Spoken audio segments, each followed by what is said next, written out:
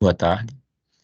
Vamos dar início à nossa reunião da primeira sala de crise da região norte, que vai tratar da questão do fenômeno El Niño, que se instalou no Pacífico tropical, com expectativa de intensificação nos próximos meses. Dadas as incertezas quanto à intensidade dos efeitos do El Niño sobre o regime de chuvas e vazões da região norte e seus impactos sobre os usos múltiplos, a ANA elaborou um plano de contingência que, entre as medidas elencadas, está a instalação de uma sala de crise para a região norte. A sala de crise consiste em um ambiente de articulação e de alinhamento de informações para subsidiar a adoção de medidas relativas à gestão de sistemas hídricos ou preparação, prevenção e mitigação de impacto de eventos hidrológicos críticos de qualquer natureza. Assim, a sala de crise da região norte tem como objetivo identificar e promover medidas voltadas à minimização dos eventuais impactos ocasionados por eventos hidrológicos críticos que podem comprometer a segurança hídrica ou o atendimento dos usos múltiplos da água. Meu nome é Joaquim Gondim, eu sou superintendente de operações e eventos críticos da ANA e vou coordenar a reunião de hoje. Nossa reunião terá dois momentos. Um primeiro de apresentações pelas instituições que acompanham o assunto, e no segundo momento nós abriremos para discussões e debates. Nossa reunião está sendo realizada pelo Teams, mas também pode ser acompanhada pelos canais do YouTube.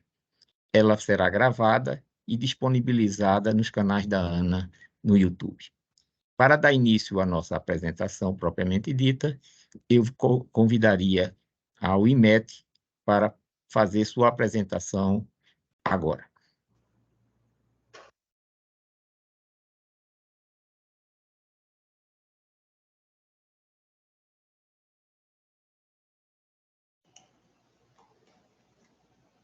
Obrigada, Joaquim.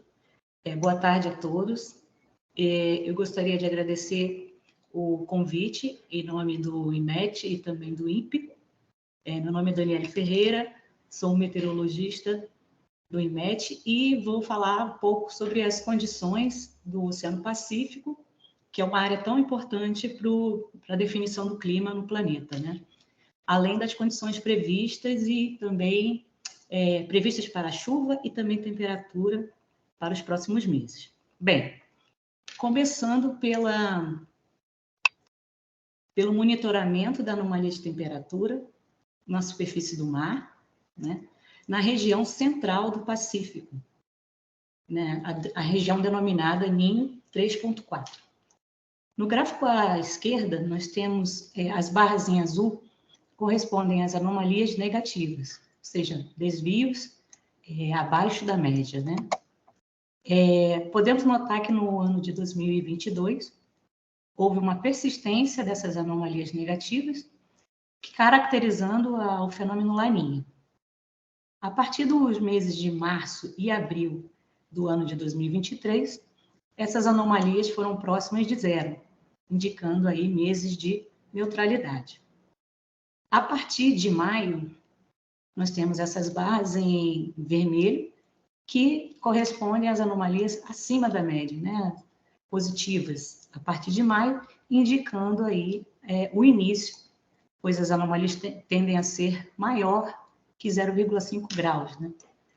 Nos últimos 3 meses. No mês passado, a gente pode destacar que a anomalia foi de 1 grau, 1,1 grau acima da média, onde a classificação, então, seria de moderado, né? Que aqui no quadro laranja nós temos as diversas classificações das anomalias. Então, entre 1 grau e 1 grau,4 seria um fenômeno El Niño moderado.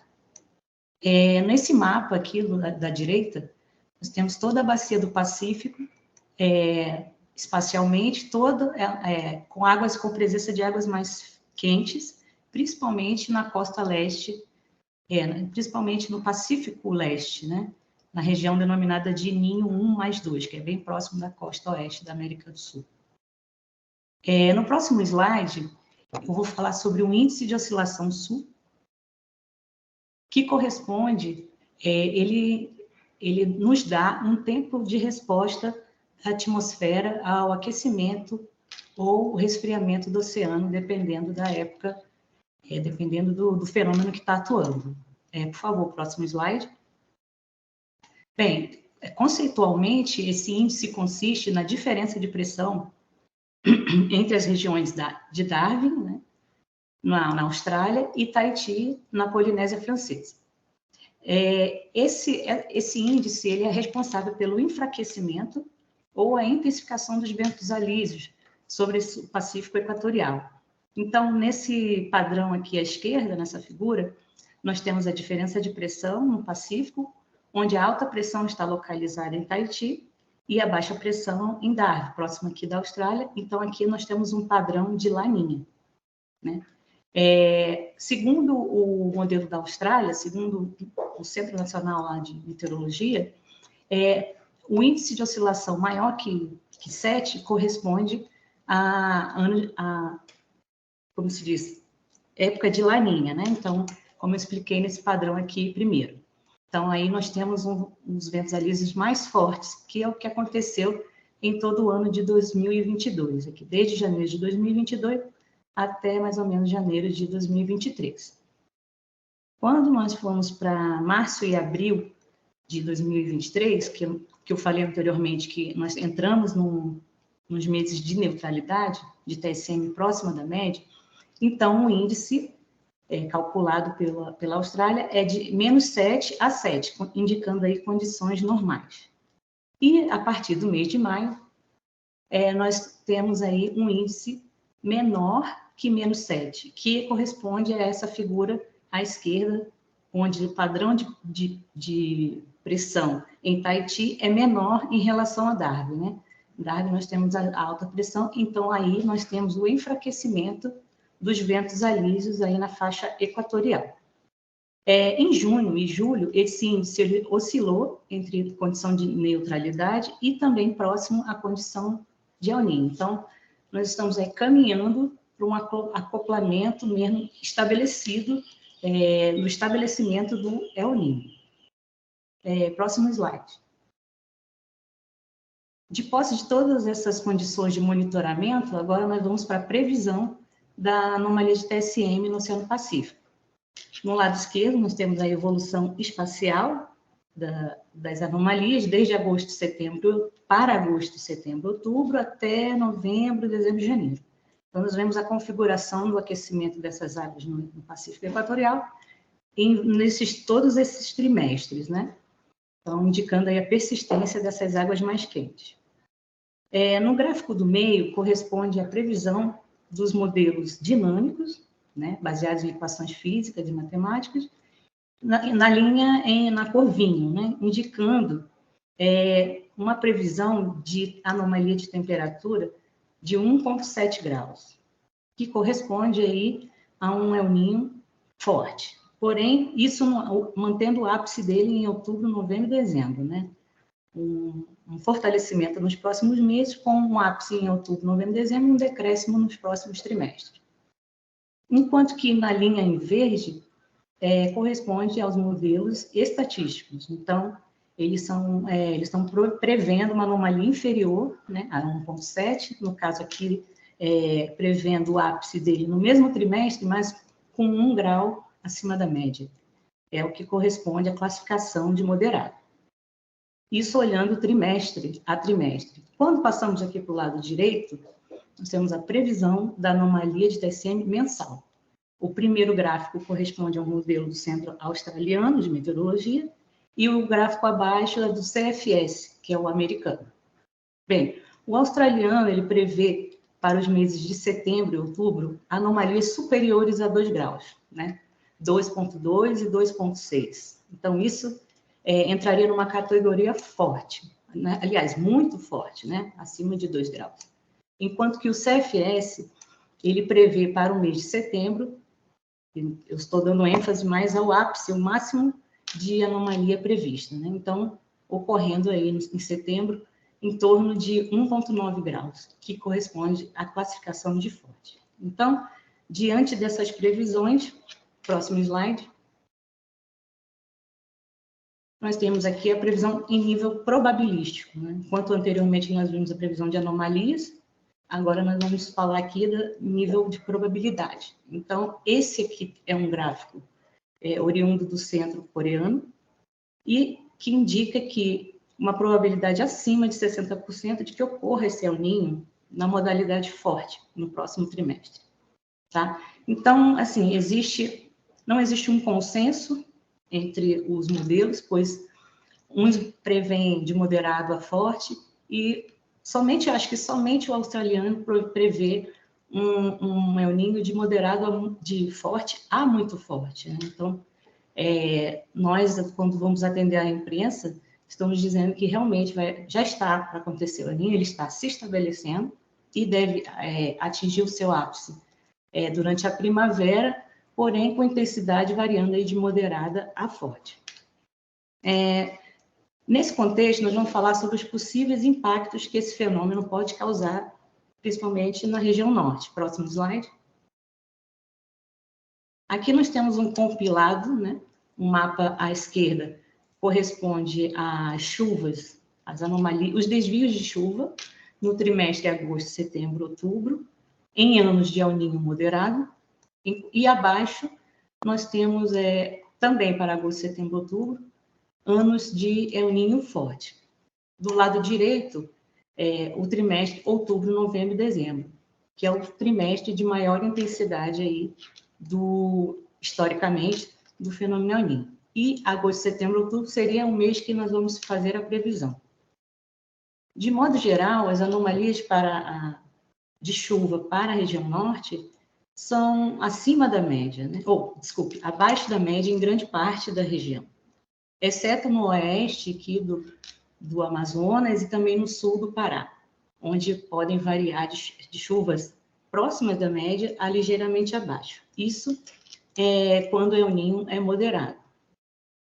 Bem, quando o El Niño é mais forte, em agosto, setembro, outubro, nós temos uma ampliação da área no noroeste da região norte, anomalias mais significativas e negativas, né? E a parte sul da região amazônica, nós temos aí nós temos climatologicamente anos com chuvas acima da média, nesse trimestre. Quando passamos para o trimestre outubro, novembro, dezembro, que é o trimestre de maior impacto, nós temos uma variação dessa chuva. E a parte centro-leste da região norte prevalece as anomalias negativas, né? Chuvas abaixo da média.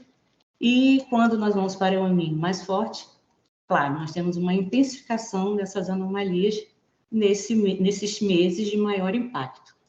Como você pode ver, como podemos ver aqui no leste do Amazonas até todo o Pará, né? E também em Tocantins e Acre.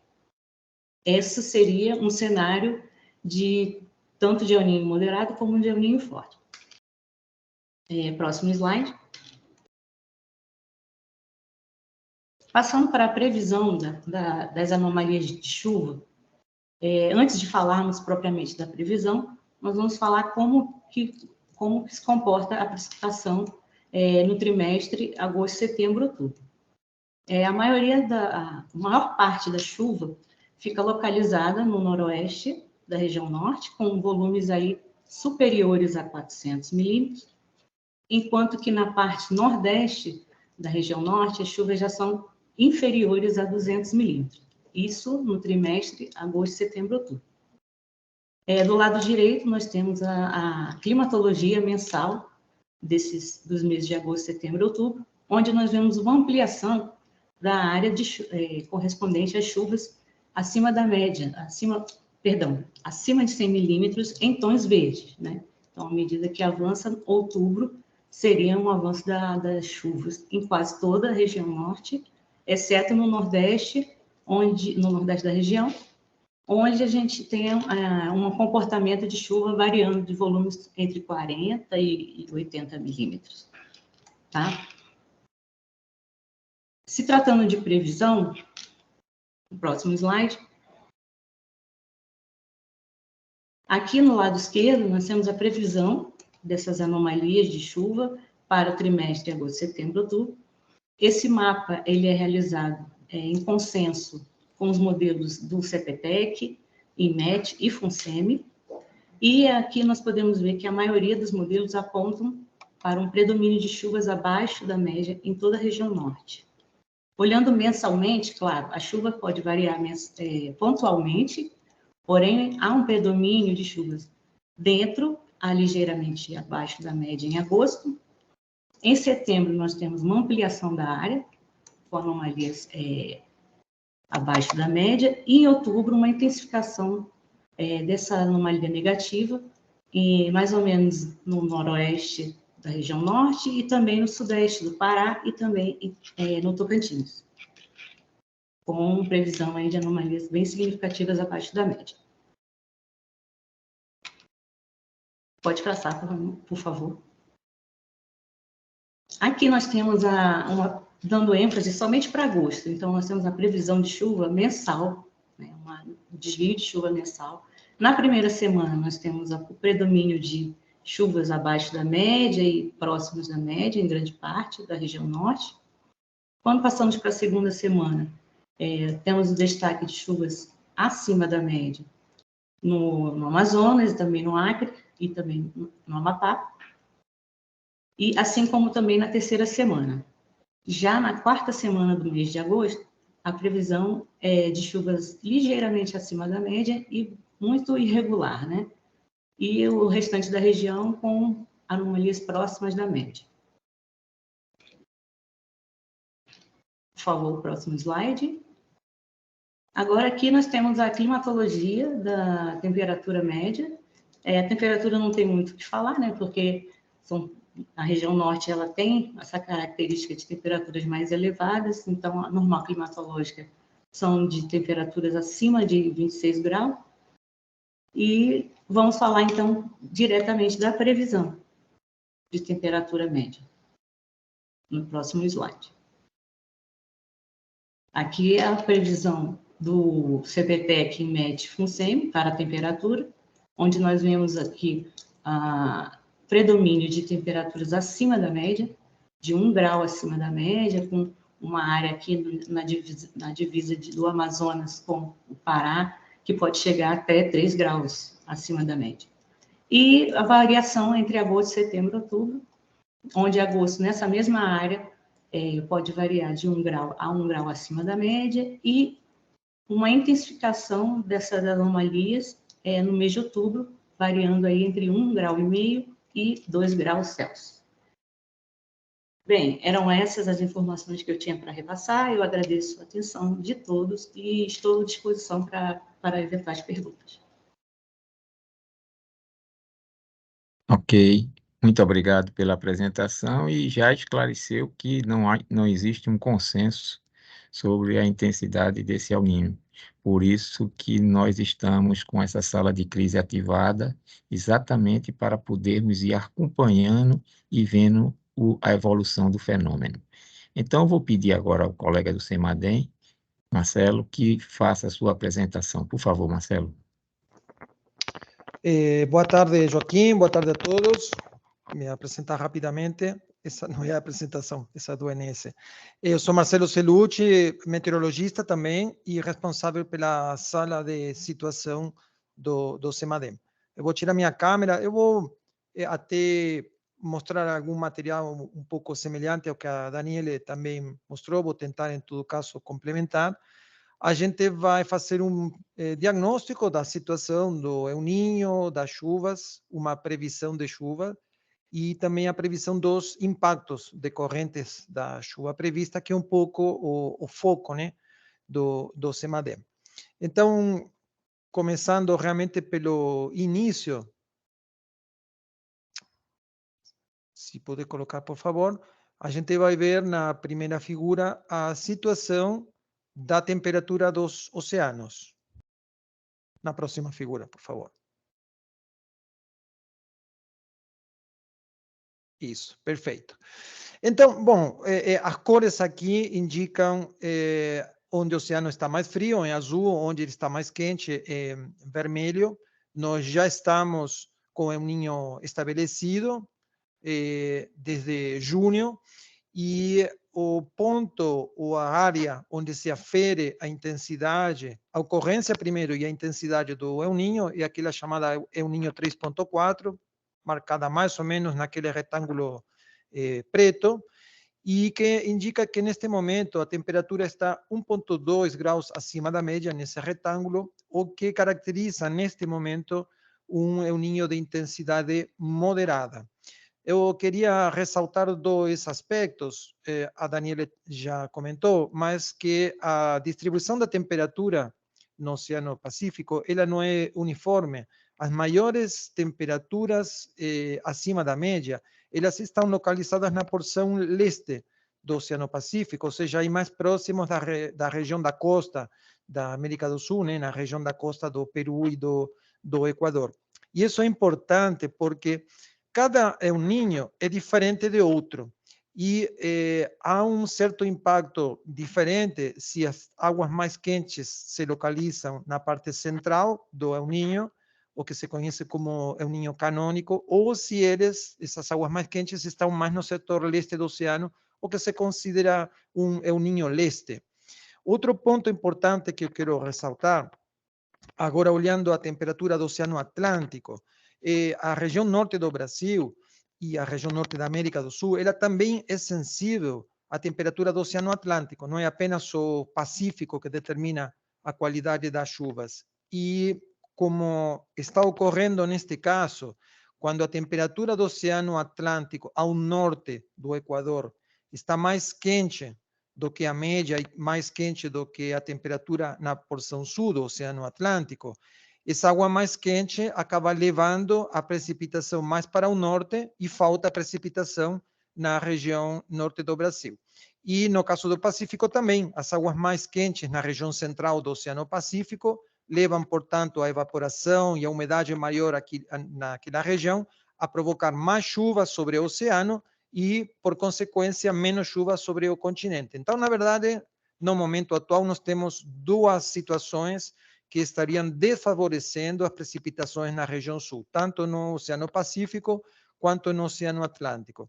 Bom, a próxima figura, as próximas três figuras, na verdade, eu vou passar muito rápido, já foram comentadas.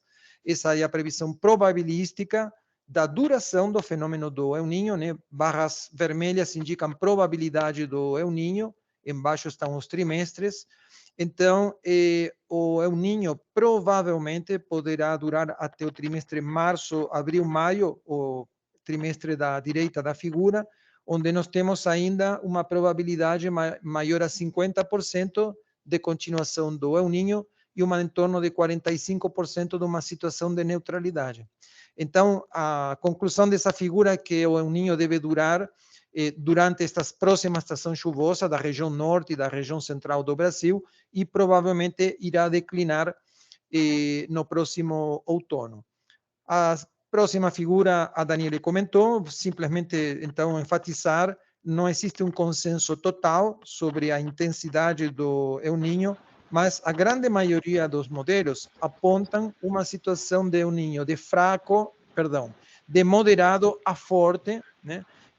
Tem alguns poucos que indicam que poderia ser muito forte, mas tem outros também que indicam que ele vai desaparecer imediatamente. Então, o cenário mais provável é de a temperatura naquela região de El Niño 3.4 chegar na faixa de 1.7, 1.8 graus, e isso um pouco antes do final do ano, o que configuraria um auge do fenômeno um pouquinho antecipado. O normal é acontecer por volta da virada do ano e provavelmente agora deve ocorrer entre talvez no trimestre outubro, novembro, dezembro. A próxima figura é outra previsão.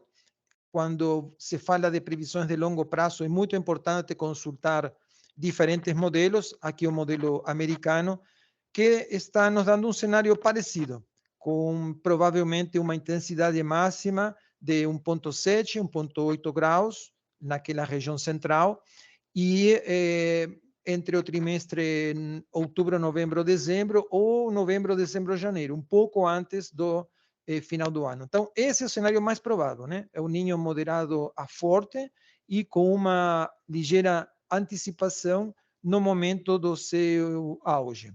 Eu vou mostrar rapidamente 3 slides com resultados estatísticos do comportamento da chuva. Começando por essa figura, vamos prestar atenção, em princípio, apenas a parte de cima da figura.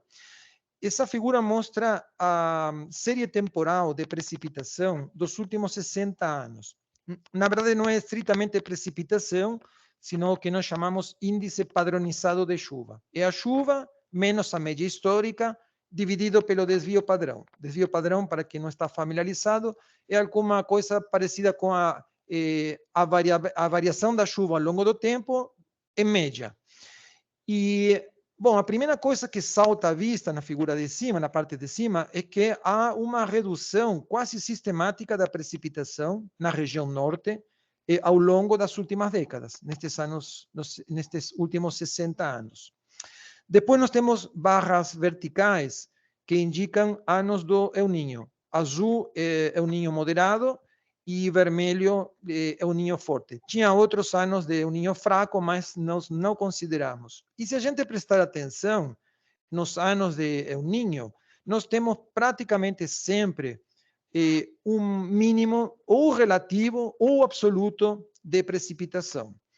Se a gente varre muito rapidamente a parte de baixo, vemos que na região nordeste a situação é parecida, seria a terceira faixa começando de cima, e na parte de baixo, na região sul, existe o fenômeno oposto, ou seja, anos do El Niño são caracterizados por excessos de chuva. Na região central, centro-oeste, sudeste, não há uma relação clara entre El Niño e a precipitação. A figura a seguir mostra uma sequência de situações de seca e de inundações. Na coluna da esquerda estão os anos, na coluna do centro estão marcados com seta marrom, anos de seca, e com seta azul, anos de inundações, e na parte da direita a causa dessa inundação ou de secas. Primeiro, o que nós vemos é que o número de secas na Amazônia supera os anos com inundação. E outro ponto em comum é que, com exceção de duas situações, todos os anos de seca estiveram relacionados com episódios do El Niño. E aqueles 2 anos que não teve relação com El Niño, que são 63, 64 e 79 a 81, a causa da seca foi a localização de águas mais quentes no Atlântico Norte, como também está ocorrendo neste momento. E, claro, algumas secas foi a combinação dos dois fatores.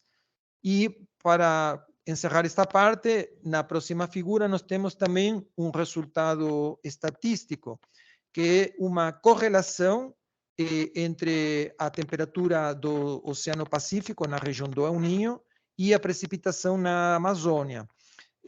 Onde aparece pintado, indica que a correlação é estatisticamente significativa, e a cor indica em que sentido é essa correlação. Então, portanto, toda aquela que aparece na área amazônica em vermelho indica que existe uma correlação estatisticamente significativa entre a ocorrência do fenômeno do El Niño e chuvas abaixo da média.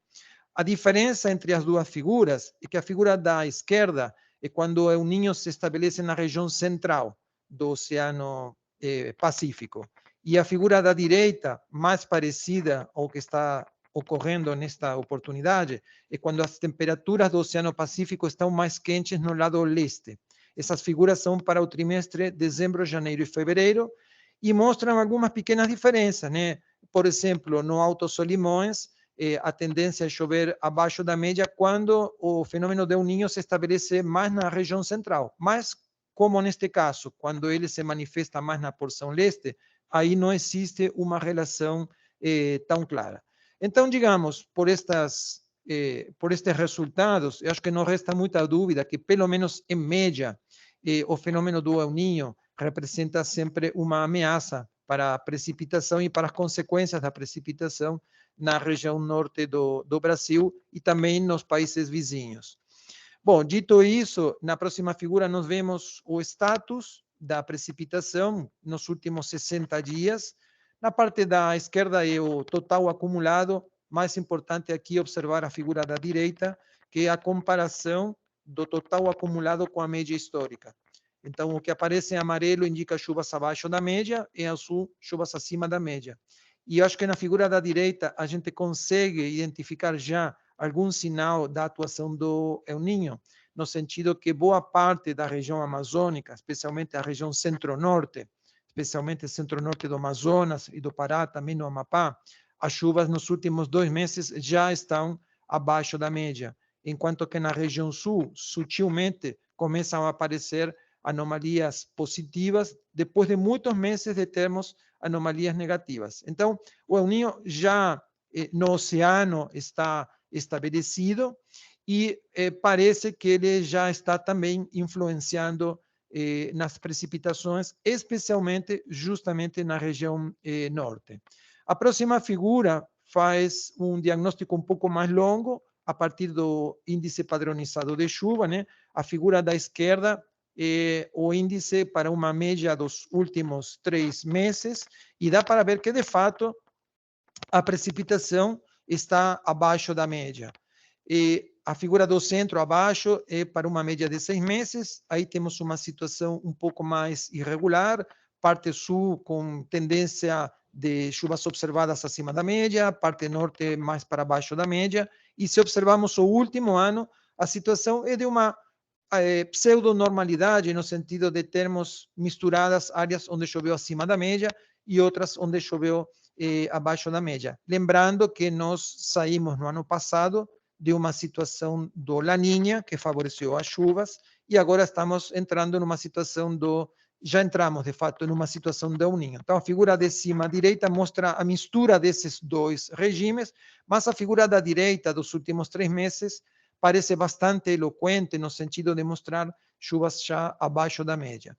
Bom, e qual que é o impacto dessa chuva abaixo da média? Então, na próxima figura, nós temos o índice integrado de seca. É um índice que detecta a seca agrícola e a seca hidrológica. A figura da esquerda, considerando os últimos 3 meses, é mais voltada para a agricultura, caracteriza melhor a seca agrícola, e a figura da direita, mais a seca hidrológica. O índice composto de 3 fatores: a precipitação, a umidade do solo e a saúde da vegetação. Então, o que aparece em branco indica a situação de normalidade, as áreas em amarelo indicam situação de seca fraca, em laranja, situação de seca moderada, e em laranja mais escuro, situação de seca severa. Então, vemos uma situação um tanto irregular, mas com várias áreas em situação de seca moderada e até severa, nos estados aí do Amazonas, Pará, Amapá e Tocantins. Na próxima figura, nós temos de que forma essa situação de seca afetou áreas agrícolas, áreas de pastagens e agrícolas. E estão representadas ali pelas cores. A cor indica em que proporção essas áreas estão afetadas pela seca. Amarelo indica que de 40% a 60% dessas áreas estão afetadas, e em cor roxo, que mais de 80% dessas áreas estão afetadas, e aqui o foco são as pequenas propriedades, né? Então, vemos numa tabelinha abaixo que, por exemplo, mais de 30% dos minifúndios e das pequenas propriedades estão afetadas de alguma forma pela seca. Já as médias propriedades em uma proporção muito menor. Bom, em termos de previsão de chuva, eu vou passar também um pouco rapidamente. Para as próximas 2 semanas, o modelo, na próxima figura, por favor, para as próximas 2 semanas, nós temos à esquerda a precipitação de chuva pelo modelo que nós utilizamos, modelo GFS, e à direita a comparação da chuva prevista com a média histórica. Então, aparece uma situação de chuvas mais ou menos dentro da média, na Amazônia como um todo, com uma tendência a chover um pouquinho acima da média, como também o NIMET destacou. Na porção centro-oeste da Amazônia, tem umas listras azuis aí em cima do Peru, Equador, que devemos desconsiderar, porque esse é um problema sistemático do modelo. Na próxima figura é a mesma previsão, só que com um pouco mais de detalhe sobre a região norte. Então, vemos que... Próxima figura, por favor.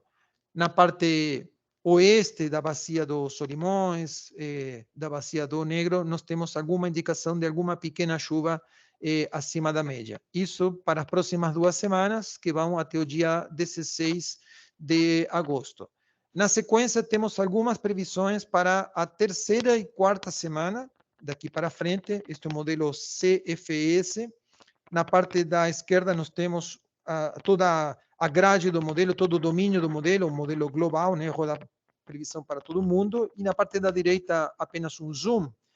E essas previsões vão até final do mês de agosto e estão mostrando o que aparentemente é um sinal já da resposta da chuva em relação à temperatura do mar. Observem como sobre o Equador existe uma área verde, ou seja, chuvas acima da média, onde a água está mais quente, e, em compensação, chuvas abaixo da média sobre o extremo norte da América do Sul. E no Atlântico também, a parte verde está mais ao norte, onde estão as águas mais quentes, e na parte sul, por compensação, estaria faltando chuva. Então, está bastante claro nas próximas, pelo menos na terceira e quarta semana, que a previsão de chuva de normal para abaixo do normal na região amazônica e com tendência a ser abaixo do normal na porção norte, elas seriam uma resposta já à distribuição da temperatura do mar.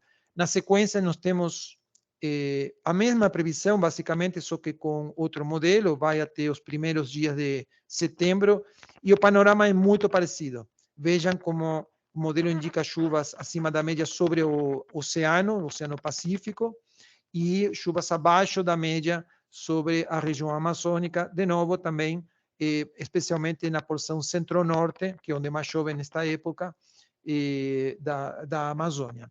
Então, próximas semanas, nós temos já, de alguma forma, a continuidade do que nós já estamos observando nos últimos 2 meses, de termos uma tendência de chover abaixo da média.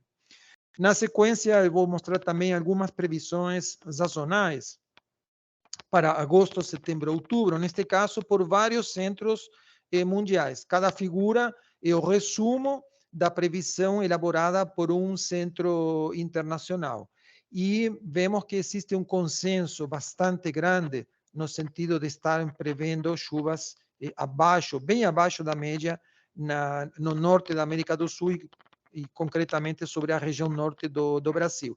Eles todos estão indicando chuva acima da média sobre o oceano e também sobre o Oceano Atlântico Norte, ou seja, não há dúvida que essa previsão de chuvas abaixo da média se deve a uma resposta da precipitação à temperatura dos oceanos.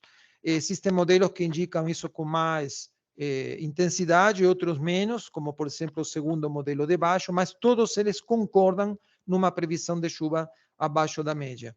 Na próxima figura, nós temos um resumo de previsões também. A figura da esquerda é o resumo de todos os modelos que rodam na Europa. Na verdade, o resumo dos modelos da página anterior, que estão indicando um predomínio de modelos com previsão de chuva abaixo da média, especialmente para o norte da Amazônia, mas também para a região oeste. E a figura da direita é o resumo, a junção de todos os modelos que rodam na América do Norte. E as previsões são qualitativamente muito parecidas. Então, a gente não tem certeza do que ocorrerá com a precipitação, mas temos certeza de qual é a previsão. Infelizmente, a previsão para o trimestre agosto, setembro, outubro é de chuvas abaixo da média, na maior parte da Amazônia, com ênfase na porção centro-norte e oeste. Bom, e então, em função dessa previsão, como ficariam os impactos decorrentes? Então, voltando para o índice de seca, na próxima figura, nós temos aqui no centro a situação atual. Na parte de cima, à esquerda, como ficaria a situação no final de agosto, e na parte de cima à direita, como ficaria no final de setembro, considerando um cenário de chuva 50% abaixo da média, ou 50% da média, como quiserem pensar. Isso um pouco em função da previsão anterior e do que ocorreu no ano de 2015, que foi um ano mais ou menos semelhante a 2023. E o que deve, então, acontecer é uma ampliação das áreas afetadas pela seca. Vejam que até final de agosto quase não teríamos áreas em situação de normalidade e se expandiriam as áreas com condição de seca moderada a severa. E no mês de setembro ainda se expandiriam mais as áreas com condição de seca moderada e severa. Então, aos poucos, a situação da seca parece ir se estendendo e se agravando ao longo dos meses. Na próxima figura, vou mostrar um pouco impacto sobre a área de hidrologia. Este não é um produto do CEMADEM, é um produto do sistema GLOFAS, que a gente tem acesso através de um acordo com o Centro Europeu. É um sistema que utiliza as previsões meteorológicas do modelo do Centro Europeu e acopladas a um modelo de chuva-vazão chamado LISFLOOD. Então, a figura da esquerda mostra quais seriam as bacias afetadas no próximo trimestre, agosto, setembro, outubro, e em que sentido eles seriam afetadas. Basicamente, nós temos bacias na cor marrom, laranja, ou seja, a expectativa é de vazões abaixo da média. E a figura da direita faz um detalhamento maior em relação aos rios, a vazão dos rios, como eles estariam em relação à média no período agosto, setembro, outubro. E a gente vê que com algumas poucas exceções, como o leste do Nordeste, região Sul, o mais provável é que os rios fiquem com vazão abaixo da média, especialmente em bacias aí como Tocantins, Araguaia, Xingu, Tapajós. Nem tanto na região do Alto Solimões, onde na verdade existe alguma baixa confiabilidade, mas o sinal está claro na figura da direita. Se houver algum cenário para cima ou para baixo, ou seja, se houver um sinal fora da normalidade, seria mais no sentido de para abaixo. Eu vou passar muito rapidamente por alguns pontos das bacias. Peço para ir passando rapidamente, só demorar um pouquinho nesta primeira para explicar. Em cada bacia, né, neste caso, sua bacia de Solimões, tem alguns pontos onde se faz uma previsão estendida para os próximos meses. Então, veja na parte de cima direita que existem 3 setinhas. A setinha preta indica uma linha de pontos que seria a média climatológica, uma linha de pontos fina. Depois tem uma parte azul na parte de baixo da figura, né, que indicaria o quartil superior, ou 75%, e na parte de baixo, 25% quartil inferior. E a parte cinza é a previsão. Então, por exemplo, o ponto escolhido aqui é Ipixuna, como falei no na subbacia dos Solimões, e vejam que a previsão ela vai mais para o lado amarelo da parte de baixo, né? Ou seja, parte mais para o lado dos mínimos históricos. Claro que é uma certa dispersão à medida que avança o prazo da previsão, mas claramente está apontando um cenário de vazões abaixo da média, talvez indo perto dos mínimos históricos. A mesma situação, Seringal, Fortaleza, outro ponto dentro da bacia dos Solimões. Então, podemos ir um pouquinho mais rápido agora. Vamos para o Rio Negro, em Serrinha. A situação também é muito parecida. Vejam na parte da direita, indo perto da região dos mínimos, inclusive com um espalhamento das previsões não tão grande aqui. Então, também vazões abaixo da média. Na sequência, nós temos alguns pontos da bacia do Rio Madeira, na parte de cima, Cachoeira Esperança, na parte de baixo, Guajará Mirim, também aqui claramente, indo mais para o lado dos mínimos históricos, especialmente em Guajará Mirim. Ainda na bacia do Madeira, na próxima figura, nós temos Porto Velho, que também, portanto, tem uma expectativa de vazões bem abaixo da média nos próximos 3 meses. Na sequência, ainda nós temos um ponto na bacia do Xingu, Boa Sorte. Vejam, bem abaixo, inclusive, dos mínimos históricos. Essa é a previsão do sistema. Na sequência, mais um ponto agora na bacia do Tapajós, e a situação é muito parecida, né? A vazão já está abaixo dos mínimos, mas a previsão é continuar dessa forma. E para encerrar, no trecho de Manaus, também nós temos uma expectativa de vazões abaixo da média. Então, esse é o impacto, basicamente, bastante claro no setor hidrológico. E para finalizar, nós também fazemos uma previsão da probabilidade de fogo, né? Neste caso, seria uma previsão também para agosto, setembro, outubro. Esta primeira figura mostra a previsão para áreas de preservação, áreas de proteção. Aqui a previsão é baseada na situação atual das queimadas, dos focos de queimadas, no ponto que a estação seca ou chuvosa se encontra e na previsão de temperatura e precipitação, que, como foi mostrado, nós temos uma tendência de chover abaixo da média e de ter temperaturas acima da média. Então, a previsão para o próximo trimestre não é muito alentadora. As áreas que estão em azul seriam as que estão em situação boa, em verde estão em observação, e tudo que aparece em amarelo, laranja ou vermelho indica diferentes graus de criticidade. Obviamente, vermelho é o pior, mas dá para ver que a cor amarela, laranja e vermelho, infelizmente, prevalece.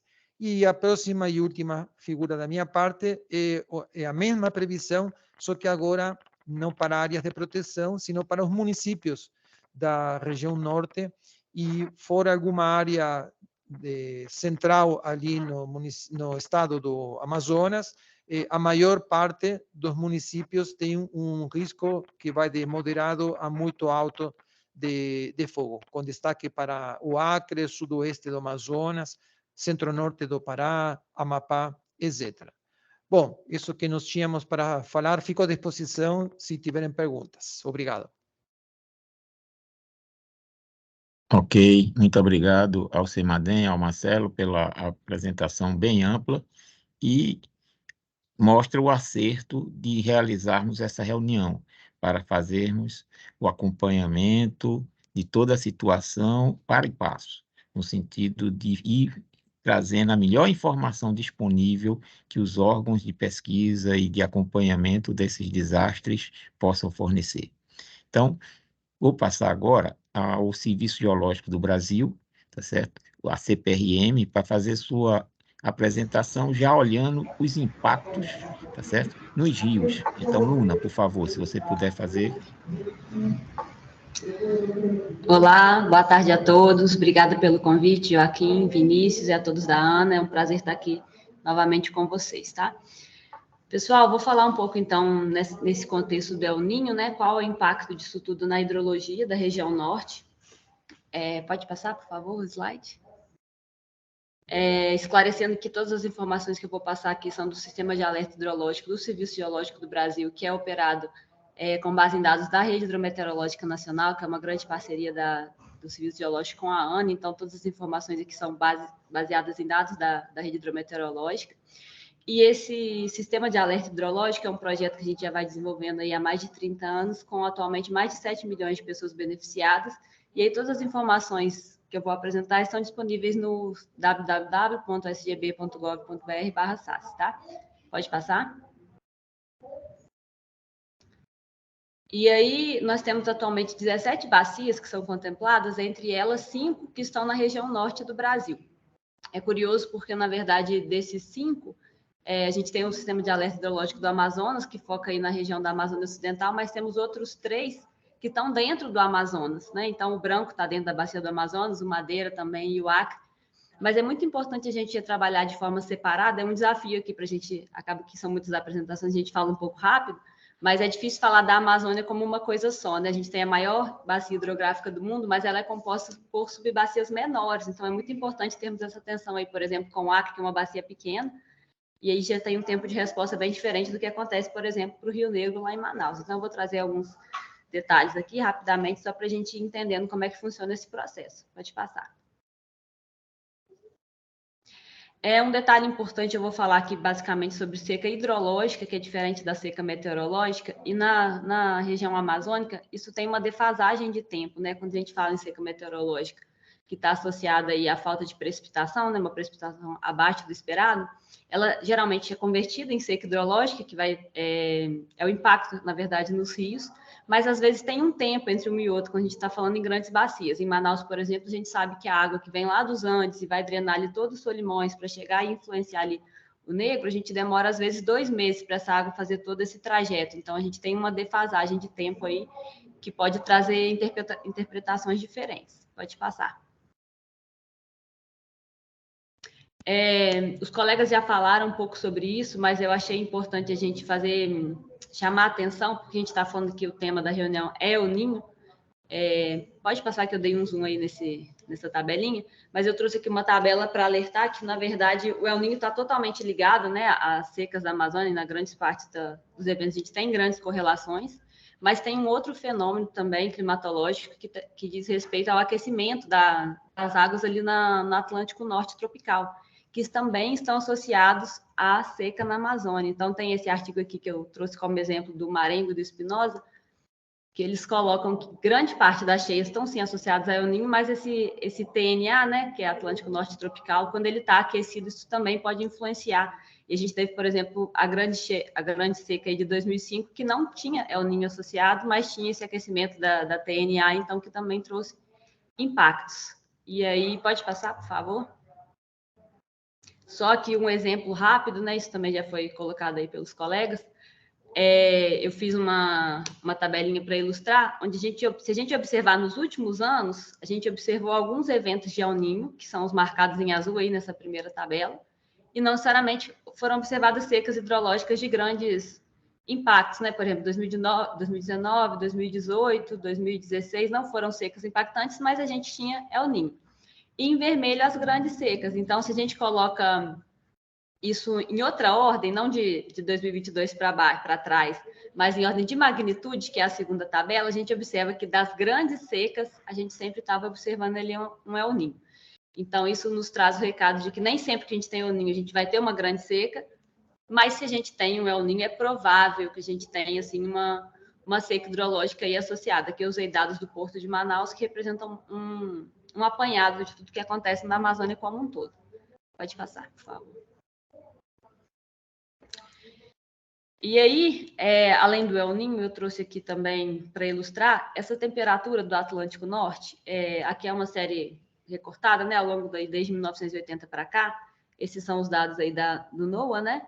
E aí a gente observa que a gente teve grandes picos de aquecimento nessa temperatura aí do Atlântico Norte em 2005 e em 2010, que foram justamente anos de grandes secas aqui na região. E o que mais preocupa é que, pode passar, se a gente der um zoom aí em 2023, que a gente está observando agora, esse valor está bem aquecido. Então, a gente está tendo temperaturas muito altas dessa ATN, então, associado com o El Niño, que já está instalado e provavelmente vai ficar aí nos próximos meses, isso traz uma situação, de certa forma, preocupante, e que bom que a gente está conversando sobre isso aqui nessa sala de crise. Pode passar, por favor?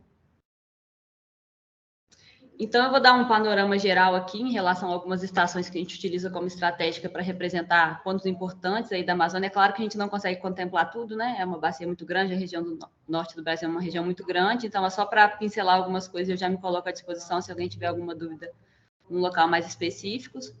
Pode passar. A gente já trouxe aqui, já observou alguns dados de chuva, mas eu quis trazer mais esse, que é um dado que, para mim, facilita muito a interpretação do que acontece na hidrologia amazônica, que é um produto elaborado pelo Renato Senna, que é um meteorologista atualmente trabalhando no INPA, trabalhou há muito tempo no CIPAM, acho que provavelmente vocês já tenham conhecido.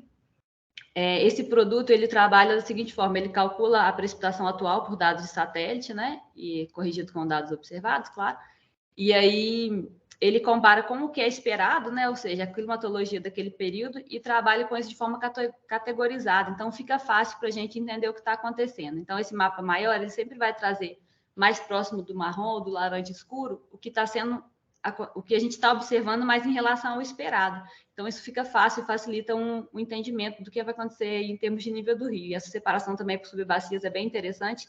Esse é um produto que vai sempre nos boletins do Alerta Hidrológico do Amazonas, está o link aqui embaixo, mas é bem fácil de acessar também lá na página do Serviço Geológico do Brasil, CPRM. Qualquer dúvida podem me pedir por e-mail. Então, a gente observa que a gente tem já um déficit de precipitação aí nos últimos 30 dias, generalizado na bacia. Alguns pontos específicos que está mais normalizado, como a bacia do Branco, que tem ali uma manchinha azul. A cabeceira do Negro ainda tem também um pouquinho de precipitação em excesso, mas que dá uma equilibrada ali, mas generalizadamente a gente pode falar que a gente já vem observando ao longo do último mês um déficit de precipitação na bacia como um todo. E aí, como é que isso vai responder em termos de nível de rio? Quanto mais próximo à cabeceira, essa região oeste estão localizadas as cabeceiras dos grandes rios. Então, quanto mais próximo ali da região oeste, são bacias que têm resposta mais rápida. Então, as estações localizadas mais a oeste, elas vão estar provavelmente com níveis já abaixo do esperado, respondendo a essa precipitação abaixo. Quando a gente vai em direção ao centro, como se fosse ali em direção a Manaus, né, ao centro, mais na pontinha sentido leste, a gente vai observando que são estações, né, ou municípios que demoram mais a responder, porque o tempo que a água demora para chegar ali naquele ponto é maior, então ainda estão dentro da normalidade. Então, pode passar. Esses cotagramas, a gente sempre vai trazer na faixa azul, que a gente considera como uma faixa de normalidade, em azul, as mínimas diárias, e em vermelho, o ano atual. Então, a gente observa ali que Rio Branco já está próximo à cabeceira ali, né, da região do Rio Acre. A gente já vem observando com níveis bem baixos para o atual período do ano, abaixo da faixa de normalidade, e próximos à mínima histórica que foi atingida no ano passado, em 2022. Pode passar. Falando agora na cabeceira do Solimões, né, ali na entrada, na Tabatinga, onde o Rio Solimões entra no Brasil, a gente está com níveis também bem ali no limite inferior da faixa de normalidade. A gente ainda está no meio da fase seca, né, dali do Solimões, próximas às cabeceiras, então o rio está baixo para o atual período do ano, mas ainda não está baixo em termos de níveis extremos, né, mas para o período do ano ele está baixo. Pode continuar.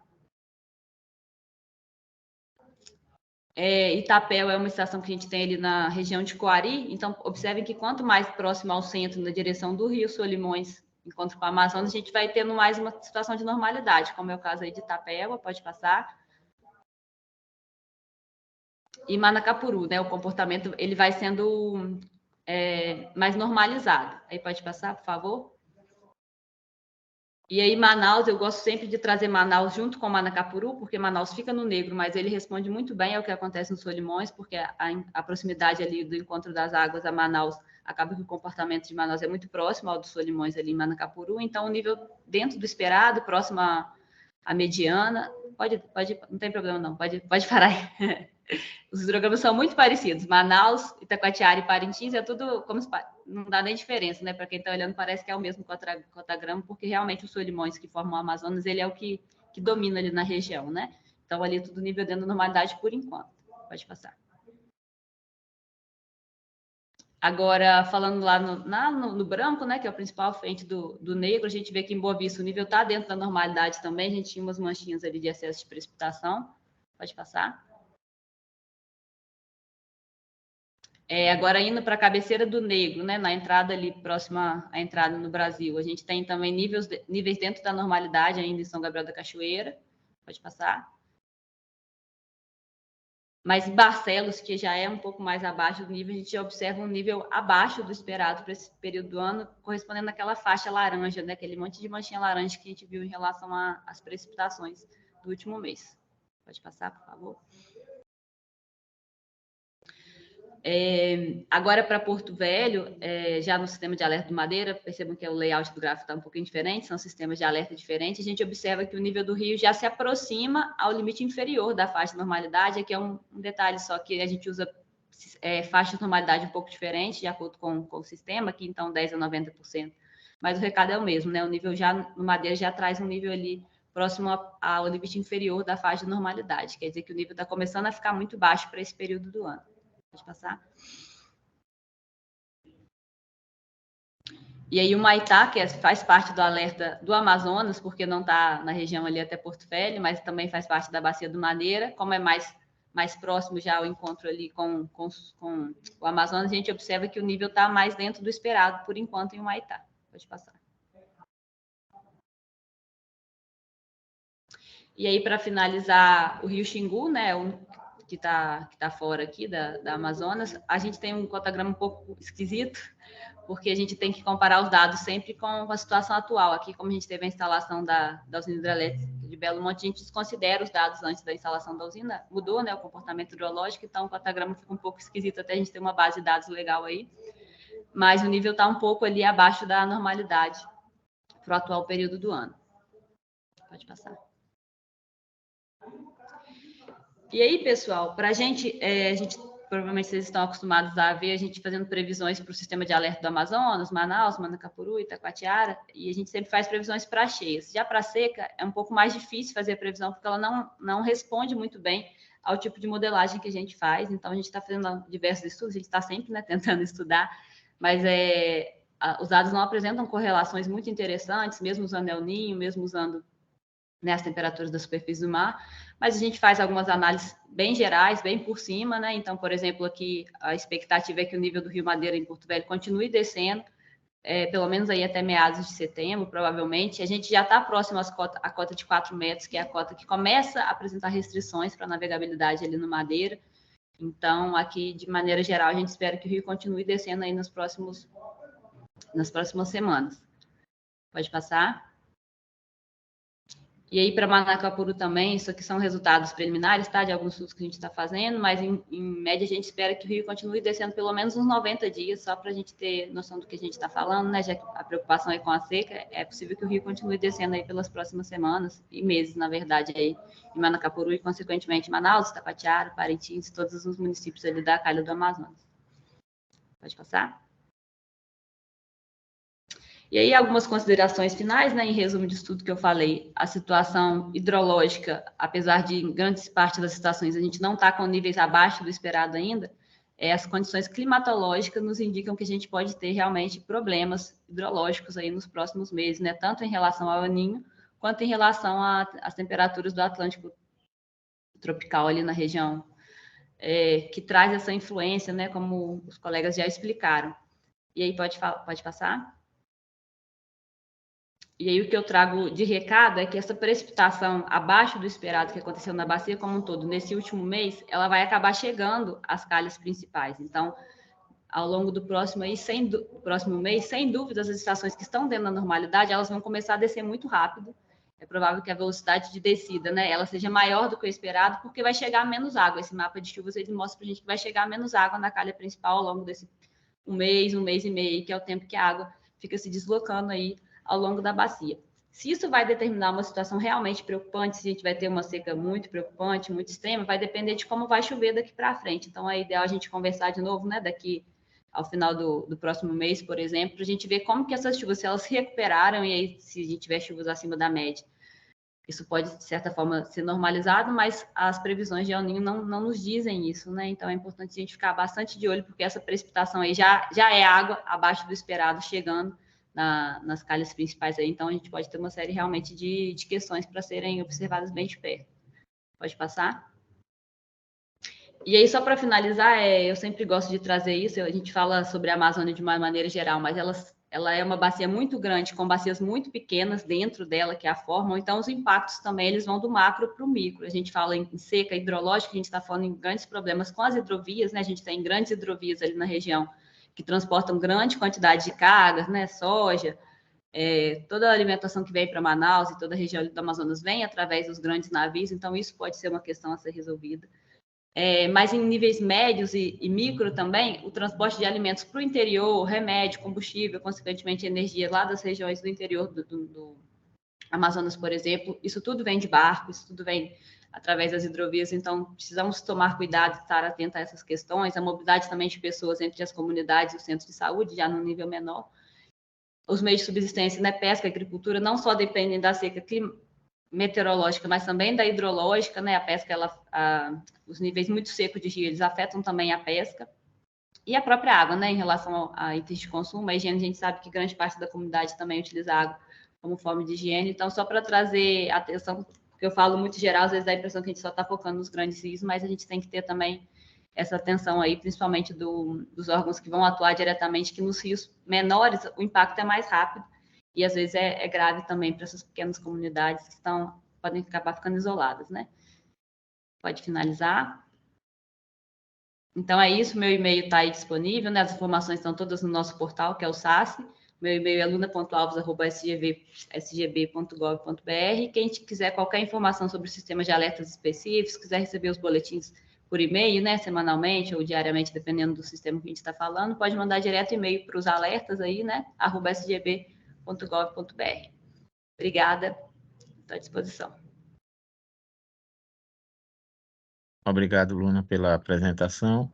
Bom, é só para relatar que já tem município decretando situação de alerta para estiagem, tá? Já tem pelo menos 2 já decretaram. Então, é importante o acompanhamento e eu já antecipo que nós vamos sim fazer reuniões com frequência, inicialmente mensal. Nós vamos fazer em meados de setembro, dia 14 de setembro, pedia já que vocês anotassem, no fim eu relembro, mas 14 de setembro, às 15 horas, vai ser nossa próxima reunião, tá? Bom, então vamos pedir para o ONS, o Operador Nacional do Sistema Elétrico, fazer a última apresentação e depois abrimos para os debates. Então, o ONS vai fazer, Leonardo, ele vai contextualizar a questão da região norte com a geração hidroelétrica. Boa tarde, doutor Joaquim. Boa tarde a todos e a todas. Leonardo Tristão. Vou fazer a apresentação aqui pelo ONS. Então, falar um pouquinho das avaliações das condições hidrológicas de armazenamento na região norte, né? Pode passar? Essa é a nossa breve agenda. Então, começando com as condições hidrológicas de armazenamento na região norte, a condição hidrológica na bacia do Rio Madeira, depois a condição hidrológica na bacia do Rio Xingu, a condição hidrológica na bacia do Rio Uatumã, e, por fim, a condição hidrológica na bacia do Rio Tocantins. Pode passar? Começando, né, mostrando um pouquinho de como estão as condições hidrológicas de armazenamento na região norte do país. Aqui a gente traz os destaques. A região norte, é importante a gente salientar, né, informar que a região norte, aqui a gente está levando informações além das usinas que estão fisicamente na região norte do país. Por exemplo, a cabeceira lá do Rio Tocantins, a usina de Serra da Mesa, o reservatório de Serra da Mesa, ele está localizado na região centro-oeste, mas como essa água vai drenar para o Rio Tocantins e vai chegar até Tucuruí, a gente está trazendo as informações aqui, que é um ponto importante, né, ser compartilhado aqui, essas informações serem compartilhadas aqui nessa reunião. Então, já comecei pelo Tocantins. Na bacia do Rio Tocantins, a gente tem um reservatório de Serra da Mesa, Canabrava, São Salvador, Peixangical, Lajeado, Estreito e, por fim, Tucuruí. Sendo Tucuruí e Serra da Mesa as usinas, os reservatórios de maior relevância nessa cascata, né, são reservatórios, são usinas com reservatório, com poder de regularização. Então, essas 2 usinas, a gente traz as informações operacionais. Já na bacia do Rio Madeira, a gente tem Geral Santo Antônio na calha do próprio Rio Madeira, tem a usina de Guaporé, no Rio Guaporé, Samuel no Rio Jamari, Rondon 2 no Rio Comemoração e Dardanelos no Rio Aripuanã. Já a bacia do Rio Uatumã, o reservatório de Balbina, né, um reservatório, uma usina com reservatório e capacidade de regularização. A região norte, ela não tem tantas usinas com reservatório, né? Então esse é um ponto de destaque. Grande parte dessas usinas da região norte são usinas a fio d'água. São usinas que a defluência, né, o que sai da usina é da mesma ordem de grandeza do que está se chegando, né? Então a gente tenta sempre operar o que está entrando, o que está chegando na usina, a afluência daquela usina, é mais ou menos o que a gente vai estar defluindo, o que está deixando saído da usina, né? Em seguida, a gente tem a bacia do Rio Tapajós, as usinas estão todas localizadas no Rio Teles Pires, o afluente. Então, temos Sinop, Colíder, Teles Pires e São Manuel. Na bacia do Rio Xingu, temos o complexo Belo Monte e Pimental, e aí vale um outro ponto, uma outra ressalva, é que das usinas nacionais, né, excluindo Itaipu, as maiores usinas, as usinas com maior potência instalada estão localizadas na região norte, né? Então, destaque para Belo Monte, o complexo Belo Monte Pimental, lá no Tucuruí, no Tocantins, e lá no Madeira também, Geral Santo Antônio. A bacia do Rio Jari, ela faz ali, está bem na divisa entre o estado do Pará e do Amapá. A bacia do Rio Curuaúna, e a bacia do Rio Araguari, com Cachoeira Caldeirão, Coraci Nunes, Ferreira Gomes. Pode passar.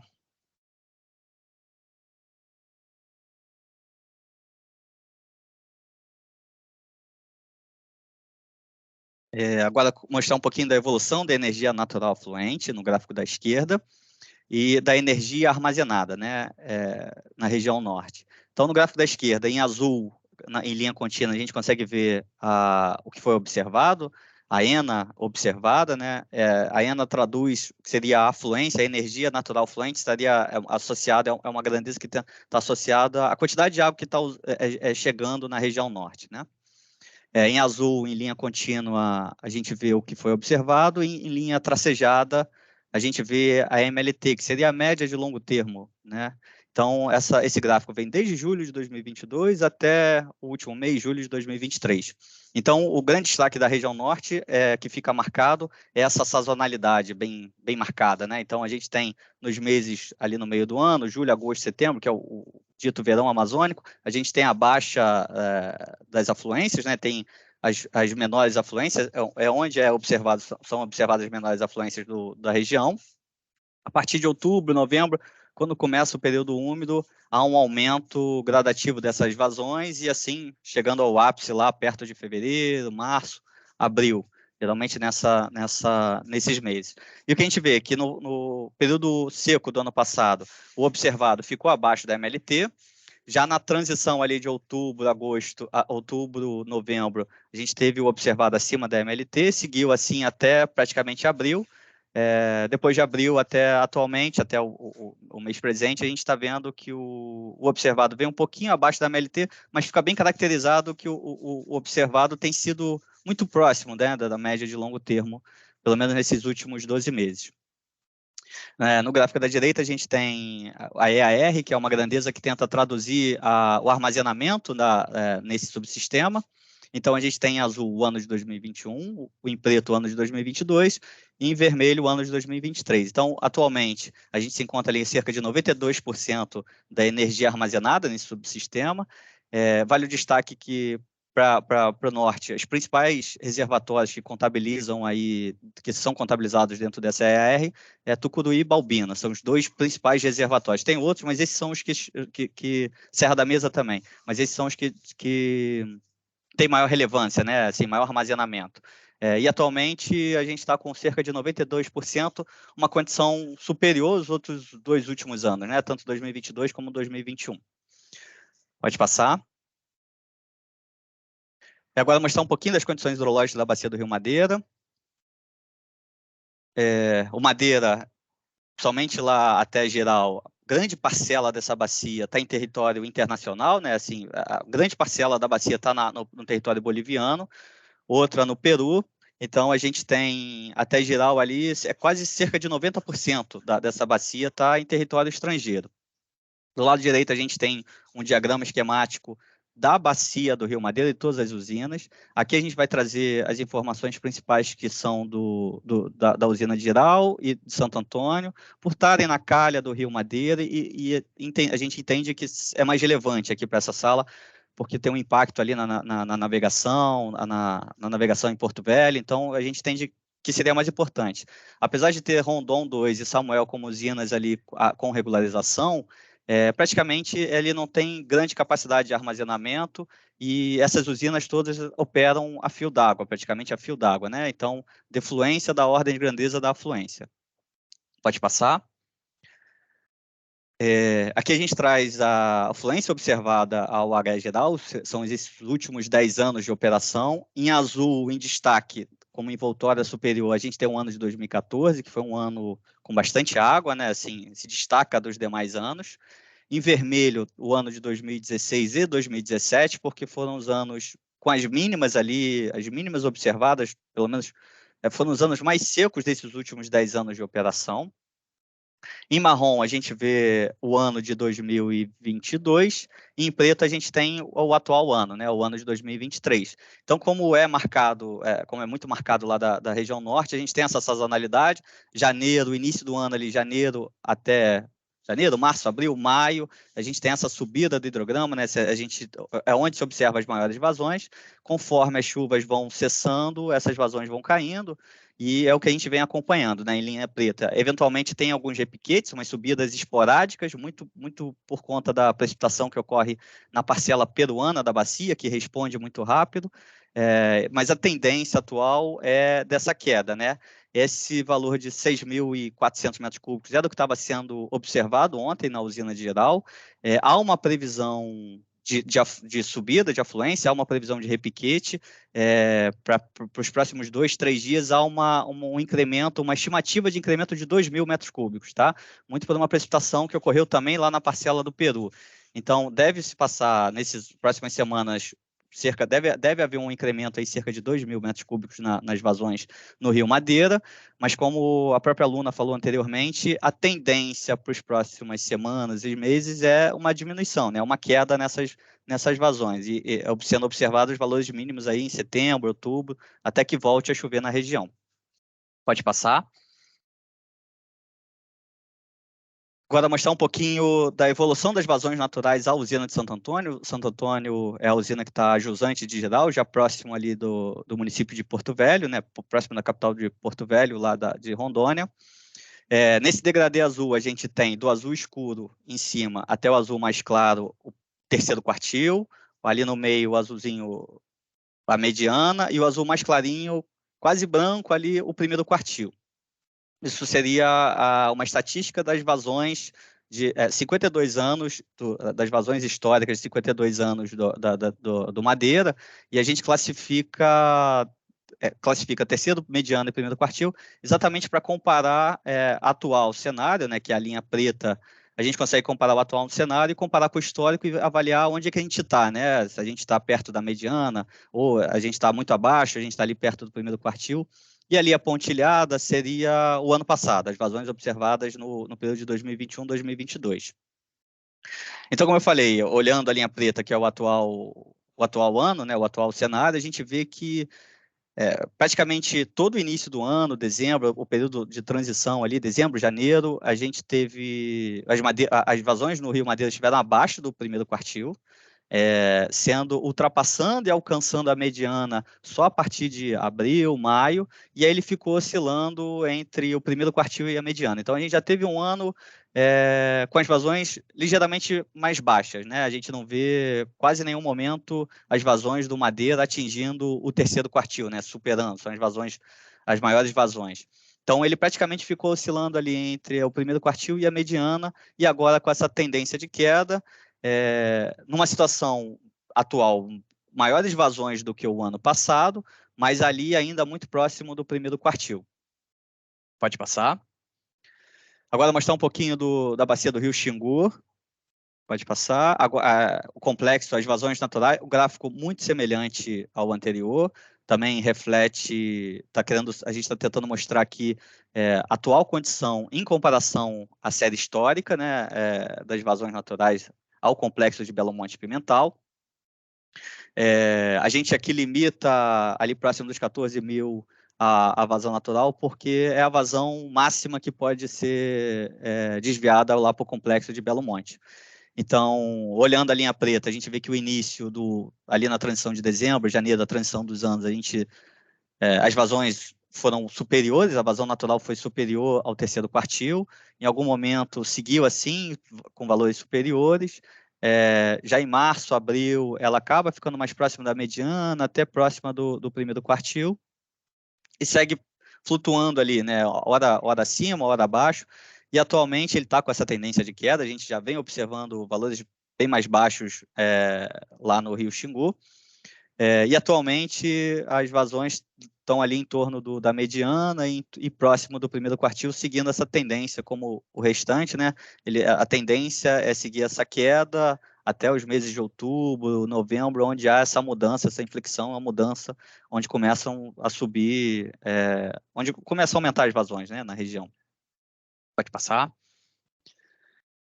Agora um pouquinho das condições hidrológicas e de operação lá na bacia do Rio Atumã. O Rio Atumã, a gente encontra-se o reservatório, a usina hidrelétrica de Balbina.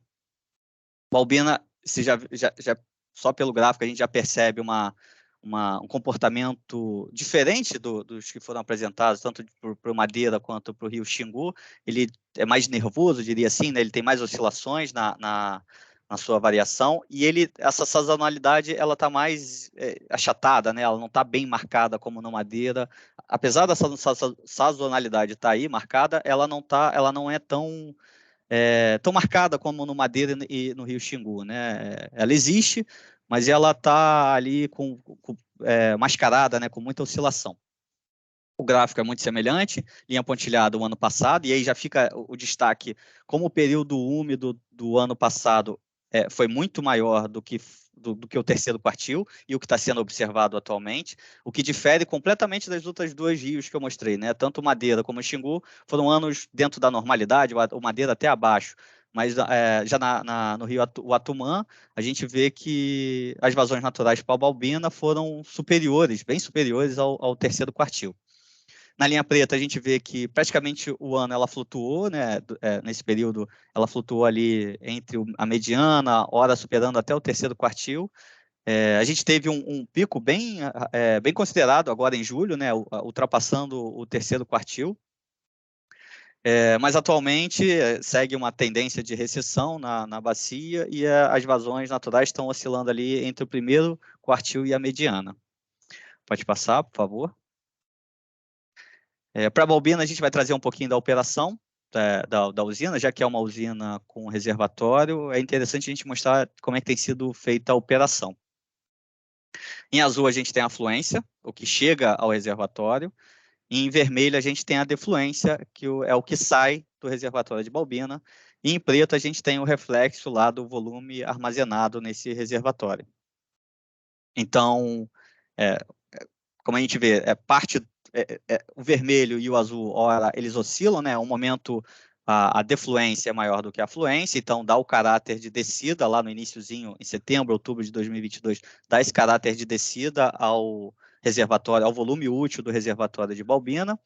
No período úmido, janeiro, fevereiro, março, abril, até junho, a gente observou valores de afluência superiores à defluência, então deu essa subida, né? A gente, quando a defluência é menor do que a afluência, a gente acumula água no reservatório, então o volume útil desse reservatório tende a subir. Então é isso que a gente observa na linha preta em cima. E atualmente a gente tem praticado uma defluência em torno de 970 metros cúbicos e a afluência observada, oscilando, né, mas a afluência observada nesses últimos dias tem sido em torno de 536 metros cúbicos por segundo, o que dá essa tendência de queda no reservatório de Balbina, né? Hoje o reservatório se encontra com cerca de 87% do seu volume útil, tá bom? Pode passar. Agora, um pouquinho das condições hidrológicas de operação lá das usinas da bacia do Rio Tocantins. Pode passar. Esse é o diagrama esquemático da bacia, né, da cascata do Rio Tocantins. Começando da esquerda para a direita, a gente tem montante e jusante. Então, lá montante, na região de cabeceira da bacia, a gente tem o reservatório de Serra da Mesa, tá, com cerca de 82% do seu volume útil. Depois, Canabrava, São Salvador, Peixe Angical, com 42% do seu volume útil. Seguido por Lajeado, Estreito e Tucuruí, essa usina já recebendo as águas do seu afluente, né? O Tocantins já recebe as águas do Rio Araguaia. Tucuruí com cerca de 88% do seu volume útil. Na legenda, o formatozinho triangular são reservatórios, são usinas com reservatório, com capacidade de regularização, e o círculo são usinas com operação a fio d'água. Para a cascata do Tocantins, ainda é válido informar que atualmente a gente está vivendo o período de praias do Rio Tocantins, então há uma resolução da Agência Nacional de Água e Saneamento, a resolução ANA 70 de 2021, que estabelece valores ali de defluência mínima, né? Então, atualmente, de junho até a temporada de praias vai até agosto para o Tocantins e até segundo domingo de setembro para a região do Maranhão, Tocantins ali já no final da cascata. Mas a defluência mínima estabelecida por essa resolução é de 300 metros cúbicos de junho a novembro, né? Pode passar. Aqui a gente mostra também as vazões naturais afluentes à usina de Serra da Mesa, desde 2021, desde dezembro de 2021 até agora, meados de agosto, né? O início de agosto. Então, o que fica em grande destaque, né? A gente tem esse hidrograma no cantinho esquerdo do gráfico, é o período úmido do ano passado, do 2021-2022, e o destaque é que tivemos vazões valores de vazões maiores do que esse ano, né? Enquanto o ano passado a gente teve valores de vazão superando os 4.500 metros cúbicos por segundo, quase 5.000 metros cúbicos por segundo, foi observado que foi 175% da MLT. Esse ano, não. Esse ano as vazões ali ultrapassaram um pouquinho 3.000, foram de ordem de grandeza um pouquinho menor. Acho que o maior valor foi em janeiro, cerca de 143% da MLT. Mas o que a gente tem agora é essa tendência, né? Essa tendência de queda das vazões, exatamente pelo período seco, né? Pode passar. Tucuruí, agora as vazões naturais afluentes a Tucuruí, o gráfico muito semelhante aos que eu apresentei anteriormente. Também fica em destaque lá o ano passado, né? Como a gente consegue ver que o ano passado a vazão natural afluente a Tucuruí foi próximo de 40.000 metros cúbicos por segundo, lá em janeiro, fevereiro. Esse ano, esses valores não chegaram tão próximos, mas a gente teve um pico ali nas vazões em meados de abril, que as vazões ultrapassaram os 30.000 metros cúbicos por segundo, ultrapassando o terceiro quartil, né? Mas depois desse pico, que está bem ali no meio do gráfico, a tendência das vazões naturais ficaram ali oscilando entre a mediana e o primeiro quartil, segue assim, né, oscilando próximo da mediana e do primeiro quartil, e atualmente o que a gente observa é um cenário de vazões abaixo do primeiro quartil e abaixo do que foi observado no ano de 2021, 2022, né? E deve-se seguir a mesma tendência, né? Deve-se manter essas vazões mais baixas, uma recessão até meados de outubro, novembro, onde em tese começa dá o início ao período chuvoso e há uma subida na afluência a essas usinas. Pode passar. Mostrar um pouquinho da operação de Serra da Mesa. Então, da mesma forma, Serra da Mesa, em azul, a afluência, a gente tem a afluência, em vermelho a defluência. Quando a afluência é maior do que a defluência, a gente tem um acúmulo de água no reservatório, então a linha preta sobe. Então, essa Serra da Mesa é uma usina que tem, como eu falei, o Tocantins tem uma resolução, então, ali no período úmido, geralmente a gente opera, a defluência de Serra da Mesa é da ordem de 100 metros cúbicos por segundo. Depois de junho, a gente eleva essa defluência para em torno de 300 metros cúbicos por segundo. Fica bem claro, bem marcado no gráfico, na linha vermelha, né? Então, sempre que a afluência é maior do que a defluência, a gente acumula. Então, como início do ano, praticamente o início do ano, a afluência foi muito superior à defluência, a gente tem essa tendência de acumulação no reservatório. O reservatório sai lá de quase 50%, um pouquinho acima de 50%, e chegou a bater 84%, né? Atualmente, a defluência tem sido da ordem de 300 metros cúbicos, 306 metros cúbicos, e tem sido observada uma afluência em torno de 84 metros cúbicos por segundo. Então, nesse de junho para cá, se inverteu, né? A gente tem um cenário que a defluência está maior do que a afluência, então isso dá o caráter de essa tendência de descida na nossa curva preta, na linha preta, né? E atualmente o reservatório de Serra da Mesa se encontra ali em torno de 82% do seu volume útil. Pode passar. Mostrar um pouquinho da operação agora da usina de Tucuruí. Já está no final lá da cascata do Tocantins, então já tem o aporte das águas do rio Araguaia, então a gente vê que as vazões são bem superiores e muito semelhantes. O azul, a afluência, o vermelho, a defluência. Praticamente ali no início do ano, de março, abril, maio, junho, tentou-se operar o reservatório de Serra da Mesa quase que a fio d'água, então a linha azul e a linha vermelha se confundem muitas vezes, é claro que tem uma diferença ali para atendimento, geração, mas elas se confundem a partir do momento que a gente encheu o reservatório, tentou-se trabalhar ele quase que a fio d'água, né? Praticamente o ganho do armazenamento do reservatório em Tucuruí foi praticamente ali em janeiro, fevereiro, onde a defluência foi mais baixa, em torno de 5.000, e a afluência ultrapassou os 15.000. Então, essa subida rápida, né, quase que vertical da linha preta, ali no início do ano de 2023. E atualmente, como a gente viu em todas as outras bacias também, a afluência é menor do que a defluência, então a gente está num momento que as afluências estão bem menores do que a defluência, dá esse caráter de queda no valor no volume útil, no armazenamento do reservatório, né, na água armazenada nos reservatórios. Então, atualmente tem se praticado uma defluência de em torno de 5.300 metros cúbicos por segundo em Tucuruí, e tem sido observado uma afluência em torno de 2.200 metros cúbicos por segundo. E isso traduz no volume útil do reservatório, que está em torno ali de 88% do seu volume útil. Pode passar. Era isso, doutor Joaquim, que a gente tinha para apresentar. Eu agradeço a atenção e devolvo a palavra e fico à disposição. Ok, muito obrigado, Leonardo, pela apresentação. E agora vamos abrir a discussão. Quer dizer, foram feitas as apresentações, foi mostrada a situação, e eu agora pergunto entre os participantes se alguém gostaria de comentar. Há uma mão levantada, eu passo a palavra se alguém assim o desejar. Mas eu antecipo, primeiro, que essa reunião vai ser mensal. A próxima reunião vai ser no dia 14 de setembro, tá certo? Nós vamos fazer 14 de setembro, às 15 horas. Houve problema no link da reunião, mas essa reunião está sendo gravada e nós vamos disponibilizar no canal da Ana, no YouTube, a gravação total. Então, e também as apresentações que aqui foram verificadas.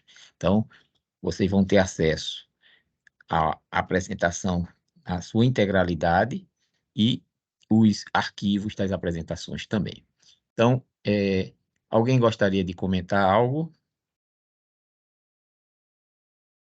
Acho que a Opa, explicação... Joaquim, Sim, Maicon, da sala de situação aqui da Secretaria de Estado de Meio Ambiente do Amazonas, só compartilhando uma informação bastante relevante, né?